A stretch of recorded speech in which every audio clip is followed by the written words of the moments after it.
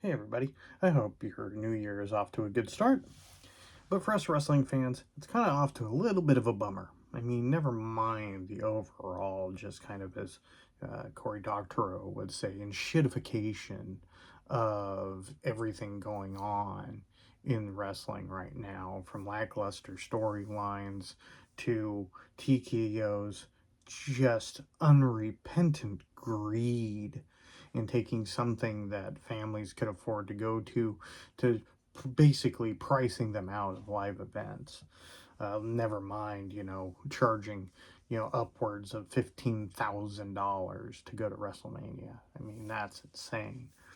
That's a car. And really, the product has been so substandard for so long that, my God, why would you pay that much to go to that?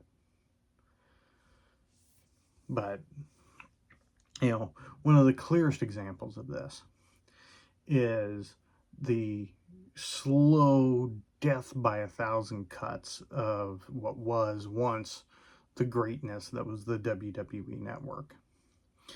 Now, I've been a long-time wrestling fan, growing up on it, as most kids of the 80s, I was a Hulkamaniac, even though I tended to lean more towards Roddy because, Roddy was in, stuff like They Live and Hell Comes to Frogtown. So, Roddy had kind of, ingratiated himself to me as a young horror fan, so, I tended to kind of lean more Roddy.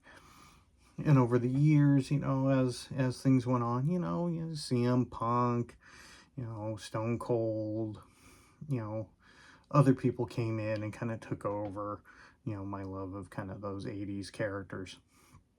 But as any long-term fan, I was, off and on. I would lapse in years and come back in strong.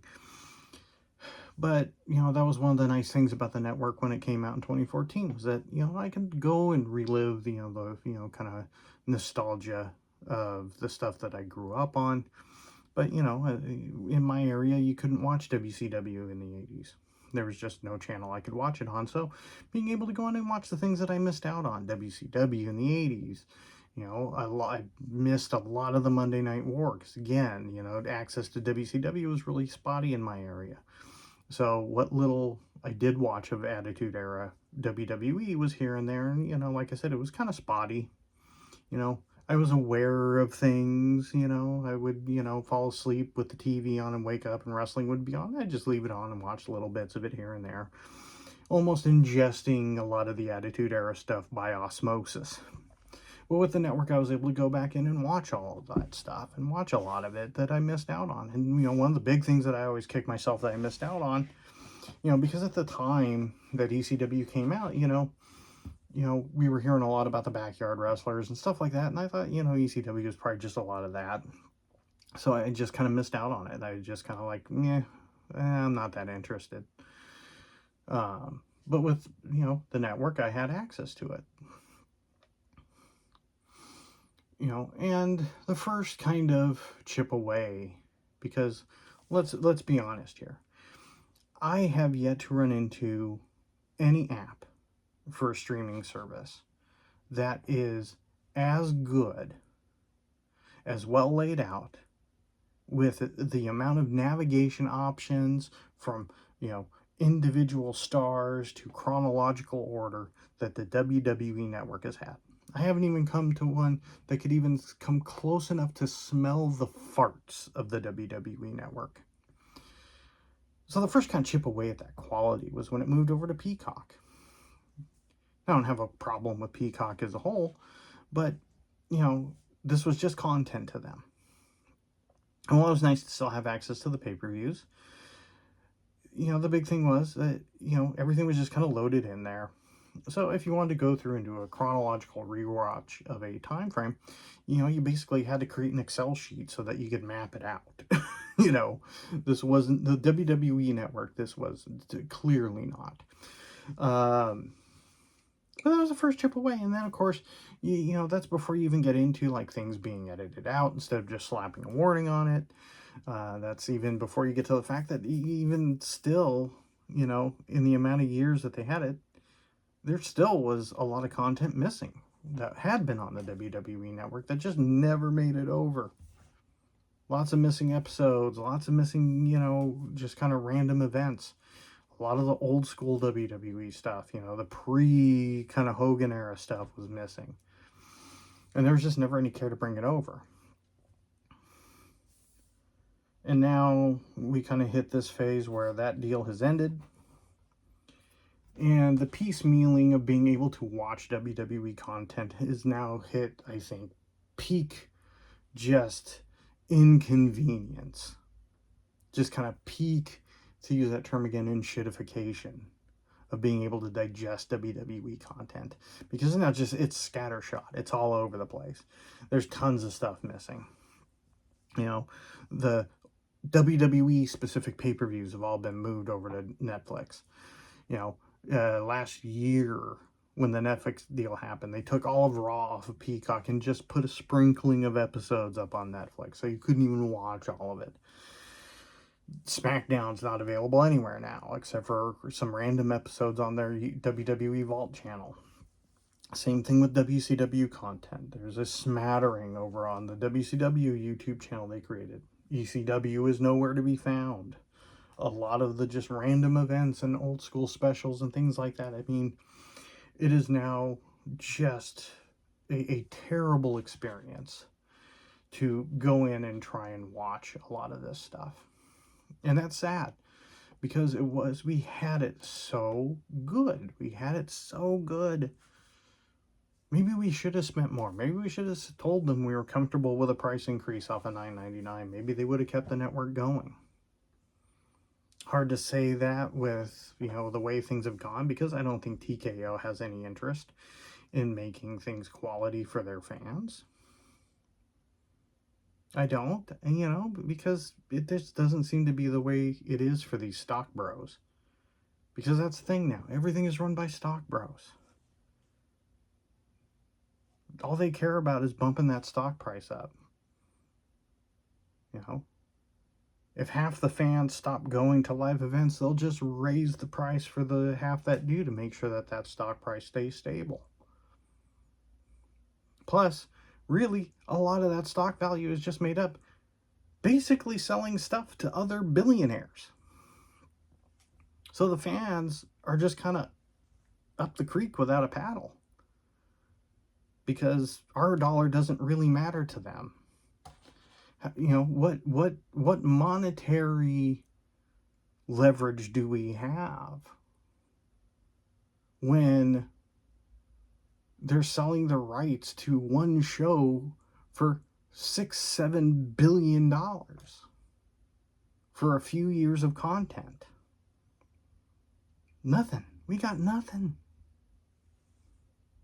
I mean, the only thing you could hope is just to stop watching altogether, so that the value of it craters, but whenever has that happened? Like, what? The 1990s? When people were tuning off the new era and moving over to WCW? People hold their nose and are so tribalistic in this space now that a WWE fan won't even fathom the option of turning off WWE product and turning on AEW. And a lot of times vice versa, if AEW gets crappy, which, comparative to when it first started, yeah, it's fallen off. But a lot of hardcore AEW fans wouldn't even dream of turning on WWE to send that message.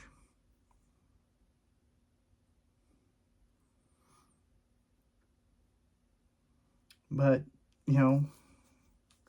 I'll tell you right now, the big lesson to learn here: keep your physical media. Invest in physical media, because the stuff you have access to today may not be there tomorrow. We used to have all the box sets that they put out of the big four. Rumble, Survivor Series, SummerSlam, Mania. Like, we had those. And, we held on to those for a long time. We also had a lot of the compilations and documentary DVDs that they were putting out in the early 2000s. But, you know, we were running into some money stuff, and we decided, you know, it was a good time to, you know, sell it all off, because they were doing all this stuff, and they were like, oh, okay, you know, we can maybe go with this. We can maybe sell all this off, get some money, and, you know, we'll be able to, you know, watch all this stuff on the network.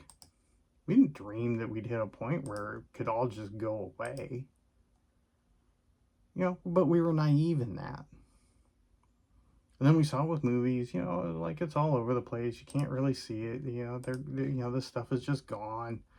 You know, we ran into that with Dogma for a number of years.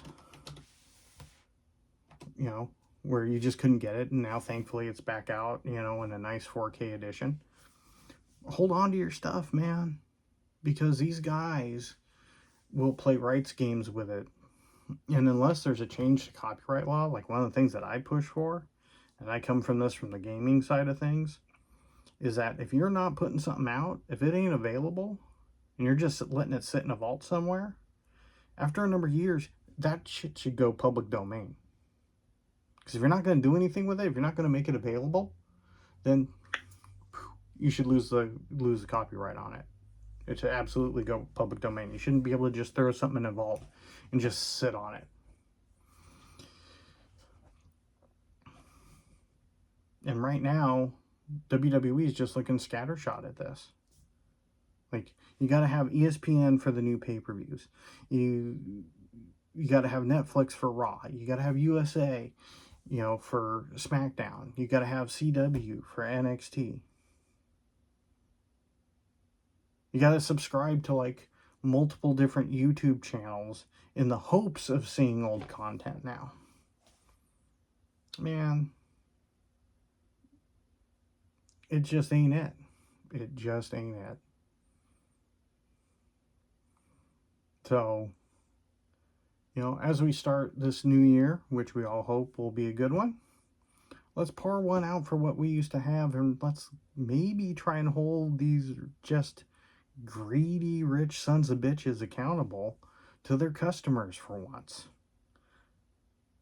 You know, if you're getting gouged and treated just like a pay pig, man, time to stop watching. Time to tune out. Time to stop, you know, damn near having to mortgage your house to go see one live show. You know, I'm tapping out on them, at least for now. And maybe, hopefully, you know, they'll make the product and access to the product maybe a little easier and affordable. Anyway, see you all in the next video. Comment below. Let me know your thoughts. Have a good one, everybody.